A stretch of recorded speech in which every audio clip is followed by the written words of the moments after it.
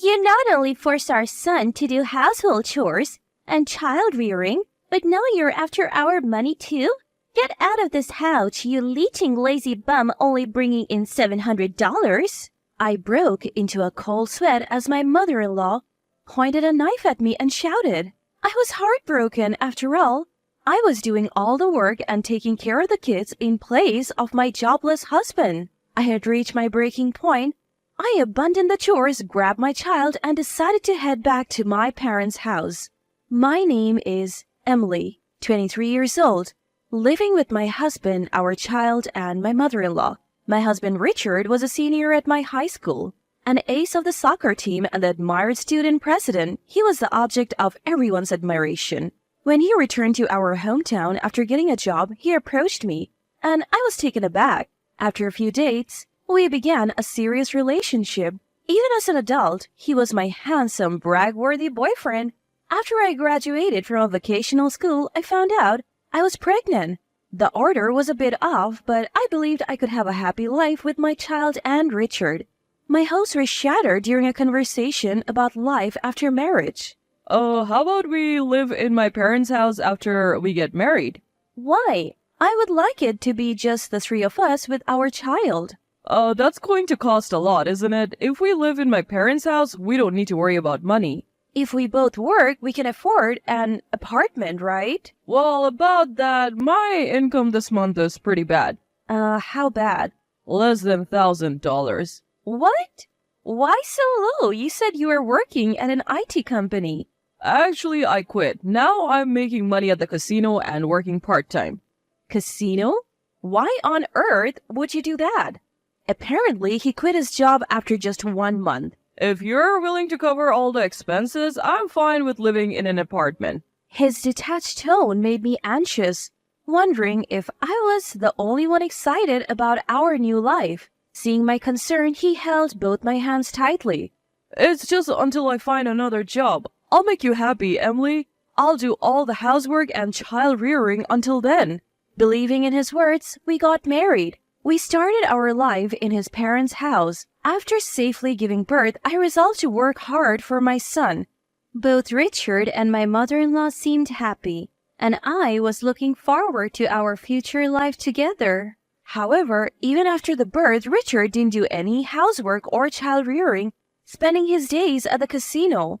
Off to the casino again? What about the housework and child rearing? When I pointed out his broken promise, Richard suddenly yelled back at me. Don't you dare tell me what to do. Confused about why I was being yelled at, mother-in-law showed up, having heard the commotion.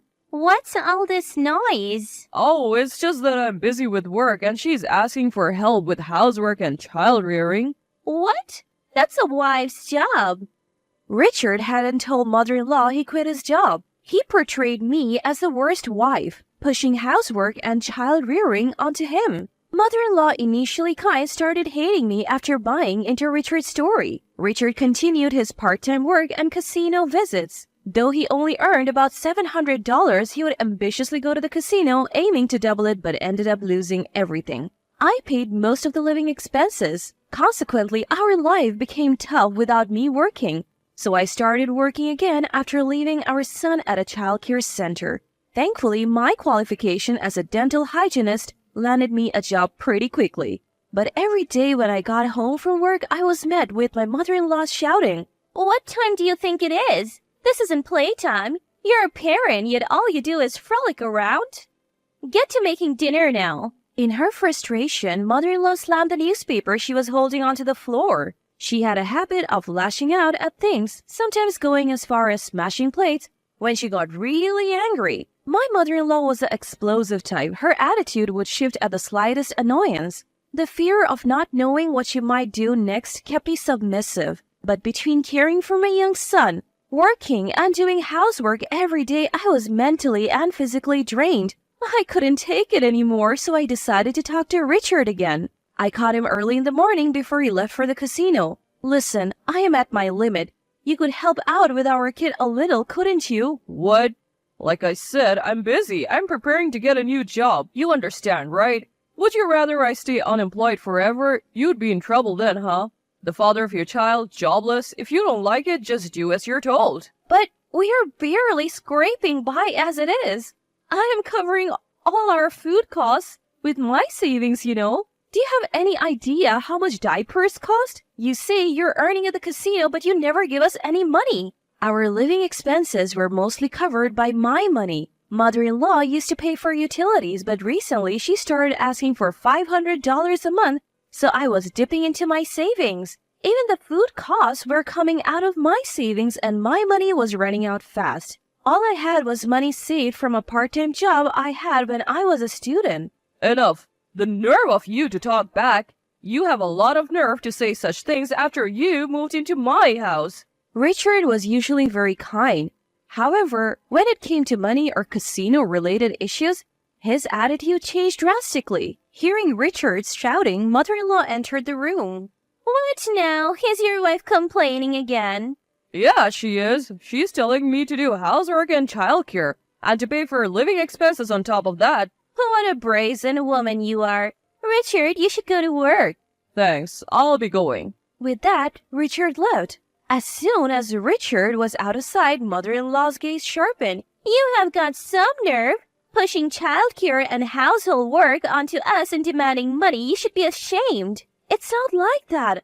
I'm not making demands. It's just that, without a little help, life is really tough. You must be wasting it. Are you careless with money? Mother-in-law didn't understand the situation at all. She didn't know that her own son was unemployed and spending all his time at the casino. I was told to keep quiet, but I was at my wit's end. Do you know that Richard isn't bringing in a single cent? He's unemployed because he quit his job. What are you saying? Richard has always been excellent. He might have failed his college entrance exams, but he got a job at a reputable company. He quit that job after a month. He's always at the casino now. I can't survive on my savings alone. That's ridiculous. Stop talking nonsense. Mother-in-law refused to believe me. Her son, who had always excelled in sports and studies, was her pride and joy. She couldn't bear the thought that he was now unemployed and wasting his days at the casino. Her face red with anger, mother-in-law stormed out of the room. When she came back with a heavy stride, to my surprise, she was holding a knife in her hand. What are you planning to do? Please stop it. I back away, lifting my son into my arms. Mother-in-law is slowly closing the distance between us, knife raised high. She brings the tip of the knife to my throat. Enough of your insults to my son. Having a wife like you is ruining Richard. You're a lazy parasite living off a measly 70,000. Get out of this house. Her harsh words make me break into a cold sweat. The slightest movement could cause the blade to harm my son. Seeing my silence and my pale face, mother-in-law seems satisfied and lowers the knife. Good, you understand. Parasites like you are not wanted anywhere. Just stay quiet and do your housework. She throws these words at me before returning to her room. Released from the tension, I collapsed onto the ground. Sensing something wrong, my son started to sob. As I stroked his back, I made a decision. We can't live in this house any longer. It's unbelievable that someone would threaten with a knife so casually. She doesn't even seem human. Up until now, I have been swayed by Richard's sweet words. After every shouting match, I used to think that I needed to support him, that he would fall apart without me. But I have reached my limit. Above all, my most powerful thought was that I had to protect my crying son in my arms. I can't raise my son in this house. I decided to leave. The next day, a stern-faced mother-in-law speaks to me in the morning. Emily, please prepare for my husband's memorial service next week. All our relatives will be there, so make sure everything is perfect. She leaves for a neighbor's house without waiting for my reply. Next week is my father-in-law's memorial service. Richard and mother-in-law had been talking about ordering a grand feast and sharing memories of father-in-law. I have been tasked with all the preparation, but I am not listening anymore. As soon as Richard and mother-in-law are out, I hastily pack my things and flee the in-laws' house. I don't have much, just my clothes, my son's toys, and diapers. When I get back to my parents' house, they're surprised. But when I tell them everything, my mother is moved to tears and holds me tight. My usually calm father is very angry and tells me to rest at home. Then, that evening, the phone rings. It must be Richard, wondering why I haven't returned to make dinner. I ignore the call and block his number. The next day, mother-in-law and Richard show up together at my parents' house. They're banging on the door early in the morning. My parents try to drive them away, but I tell them to let them in. When I open the door, they start shouting immediately. How dare you leave without a word? What kind of wife are you? Don't you think it's strange to leave without saying anything? Can you please not shout? You're disturbing the neighbors. I keep my voice calm, suppressing the urge to say who's the real problem here. When they see my attitude, they try to grab me, but my father steps in. We will call the police if you resort to violence. Let's talk inside first. With my parents present, I started the conversation with mother-in-law and Richard. Why did you leave without saying anything? I had reached my limit. Housework, childcare, and my job all overwhelming me, and yet you never lifted a finger to help, despite my pleas. Well, I was busy too. Busy at the casino? Like I've already said, our son doesn't go to casinos. Stop spreading lies. It seemed like the mother-in-law still thought Richard was working. It's unthinkable because he's such a good son. She must think like that. Ignorance is bliss. So, mother-in-law, where do you think Richard is employed? At a securities company. I saw the job offer letter after all. Well, we should call them and find out if Richard is still there. That would settle it. What? Wait a minute. Richard was obviously flustered. What's the problem? If you're working there, it shouldn't be an issue. Well, that's, Ignoring the visibly sweating Richard, I dialed a securities company on my phone. I switched the call to speaker mode so everyone could hear, and asked if Richard was working there. That individual resigned several years ago. If memory serves me right, he was with us for just about a month. What? The words from the phone left mother-in-law speechless. Richard was looking down, his fist clenched. Did you really quit? Why? Because it was frustrating. Every day was just grunt work and the boss would yell at me for the smallest mistakes. That's harassment. Richard, why don't you tell us what you've been doing since? I'm, job hunting? How many years have you been job hunting? You don't seem to be getting any offers. Tell me how many companies you have applied to, so I can verify. Well, there aren't any good job offers. When a good company comes along, I'll get a job. You seem to have a lot of confidence in yourself, by the way. You're working part-time now, right? How much did you make last month? 700? 700? Didn't you tell me that Emily could only earn 700 and couldn't support herself? So you were the one supporting her? Apparently, he told mother-in-law that I wasn't earning anything, but the reality was quite the opposite. As a dental hygienist, my salary isn't huge, but I earn at least $2,000. Knowing the truth, mother-in-law was blushing furiously as she glared at Richard.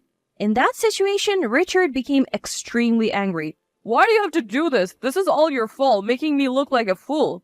Seems like his pride was hurt and he couldn't stand being embarrassed, so he hit the table hard. You shouldn't reveal things like this in public. It's defamation. I sighed in disbelief. If you want to sue, go ahead. But I'll sue you for threatening me with a knife too. Besides, lawsuits aren't free. Do you have the money?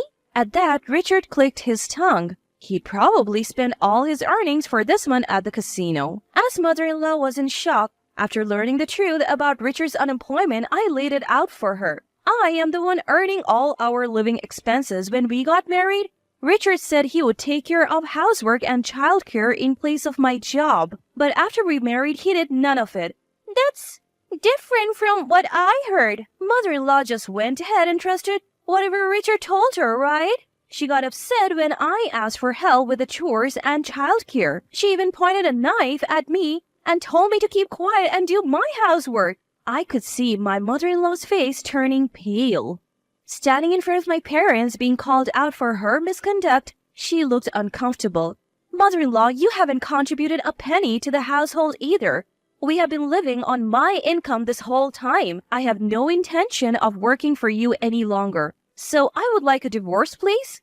Divorce? Hold on a second. Don't just drop that bombshell all of a sudden. Yes, that's right. I'll help out too, so please come back. No, thank you. When I made my stance clear, their eyes widened in surprise. They were likely startled because I, who had always acquiesced after being yelled at or persistently begged, had clearly refused this time. I don't want to live with a person who threatens me with a knife just to get their way. I'm tired of living with Richard, who does nothing but gamble at the casino all day. I am going to make sure you pay me compensation for all the hard work I have put in so far, as well as child support. No way! That's going to be a problem. I can't possibly afford to pay that much. Well, then quit gambling right now and start paying. But there is no way I can do that. I don't have a job. I was appalled by Richard's stupidity. You don't have a job because you're too picky about what work you do. Don't you have any desire to do whatever it takes? There aren't many companies out there that would hire someone without any significant qualifications or work experience. Don't take society for granted. Many people are out there working their hardest in difficult situations to earn a living. Yet people who quit their jobs at the drop of a hat because they got angry or didn't enjoy their work, no one's going to want to hire them. He keeps saying he'll find a job someday, but there is no way he will manage it at this rate. I'll contact you through my lawyer about the divorce proceedings. Please do not contact me at all from now on. What kind of selfish... What's going to happen to us? At my curt words, mother-in-law flared up in anger. I made a deliberately puzzled face and responded to mother-in-law's words. I don't know. Earn a living on your own? You heartless woman. Heartless? I don't want to be called that by you, remember? When you said the parasite living off a measly $700 per month is a nuisance? Leave my house? Do you remember saying that to me, your daughter-in-law? While holding a knife to my throat. By the way, the lazy person making $700 a month is right next to you. Are you not telling him to leave? As I spoke, mother-in-law started shaking with rage. Maybe I went too far. Mother-in-law leaned over and grabbed my collar. Stop it. I told you. I will call the police if you lay a hand on her. My father forcefully pulled her off of me, but she was too riled up. So not only threats with a knife, but physical violence too? How barbaric. Don't you think it's better not to compound your crimes any further? Mother-in-law glared at me resentfully. Ignoring my mother-in-law, I turned my gaze to Richard. I believed he would change, but I'm giving up on that now. I need to protect our son. I won't trouble you anymore. I'll take care of the money, the housework, and the childcare, so please come back. You will take care of the money? Really? Even with careful budgeting, it's over $1,000 a month. Can you earn that? Upon hearing my words, Richard's face turned pale. He had never made more than $1,000 since he quit his job. But I have Mom's pension. What? So you're telling me you're dependent on my pension now? Even my mother-in-law couldn't keep her calm at his absurd words. There's nothing else I can do. I don't have a job now. I'm doing part-time work. Can't we try to work things out? My father, hearing Richard's unyielding stance, finally spoke up. Richard, you and your mother have taken great advantage of our precious daughter. If I had known you were such a person, I would have opposed the marriage by all means. I will never let her step foot in your house again. I'll sever all ties. But I can't live without Emily, please. Give me another chance. Don't joke with me. Can't live without our daughter? You're already planning to depend on her, a man who has no intention or grit to earn his own living and make his wife's life comfortable. Doesn't deserve our daughter. Leave now. For the first time, I saw my father shout. It sent chills down my spine. Richard and mother-in-law's too. Richard was kneeling, his head bowed. It was a comical sight. The charming image I had of him during our college days was completely gone. Please reconsider. I beg you, Emily. But my parents wouldn't budge. They were fed up. I don't want to be treated like a slave by you two anymore. Please don't involve me in anything from now on. As soon as we kicked them out of the house, we locked the door. For a while, they banged on the door and shouted. But as soon as a police officer passing by addressed them, they ran off. After that, I heard Richard was cut off by his mother and kicked out of the house. Now he's living in a rundown apartment, surviving on welfare and part-time work. Apparently, because of his short temper, he doesn't stick to one job for long and keeps switching between part-time jobs at convenience stores, construction sites, and so on. He's barely making ends meet in order to pay me compensation and child support. He's juggling multiple part-time jobs and is unable to look for a full-time job. There were rumors that he's still going to the casino and even in debt, but I'm not interested. The word about Richard's downfall spread quickly among our high school classmates, and I received numerous sightings and informations about him. It seems that the neighbors have witnessed mother-in-law kicking Richard out, and their frequent arguments, his unemployment, and the fact that he was left by his wife became public knowledge. She must be feeling extremely embarrassed after boasting about her son all the time. She hardly ever leaves the house now. With the help of my parents in doing the housework and raising my son, I continue working. I now have more free time to spend with my son. I don't need to leave him at the childcare center since my parents take care of him, so everything has been great. I wish I had divorced sooner. From now on, I'm going to cherish the time I spend with my son and watch him grow up closely.